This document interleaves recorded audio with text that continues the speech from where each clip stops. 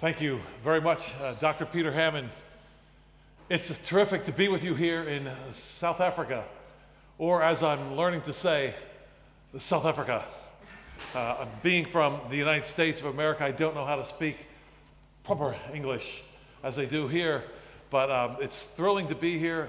I have been a fan of South Africa for all my life, truly. I'm 59 years old now, but when I was just a teenager, that was, shall we say, during the Carter years, the Jimmy Carter. He was they called him a president of the United States of America. And I still remember that it was the South Africans that were standing up against the communists back then, even as the United States was just backing away and backing away and backing away. And it was just so thrilling to see somebody standing up against these people. I still remember I followed the wars, or the war against the Cubans in Angola from my spot there in Pennsylvania.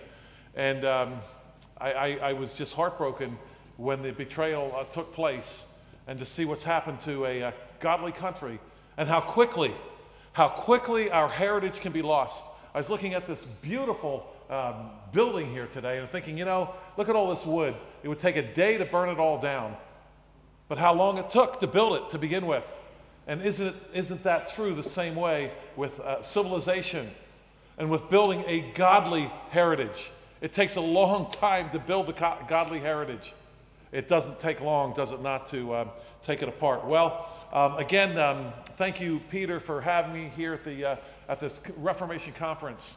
I was thrilled to get to know Peter through cassette tapes, back before we had CDs even, years ago, and heard him speak then, and was glad that he ultimately introduced me to Charles van Veek's book, Shooting Back, The Right and Duty of Self-Defense.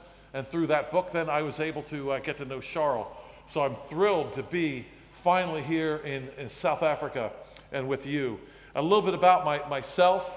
My wife and I just celebrated our 37th anniversary here just a few days ago.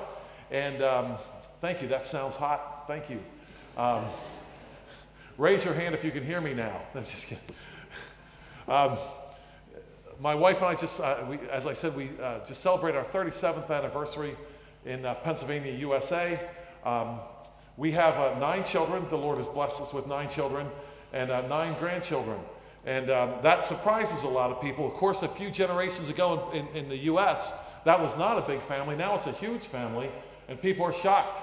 Says all these children, and sometimes they want to talk to me about it and say, well, you know, 9 children, you know, they don't know how to talk about it, right? So they'll say, you know, like 9 children, and for years I didn't know how to talk to them about it in a way that would open up the conversation, but I finally figured it out. And here's what I say now. They say, well, you know, they'll say, why 9 children? And I'll say, look, I know. It should have been 13 or 14, but it's not a perfect world. What do you want me to do about it? Come on.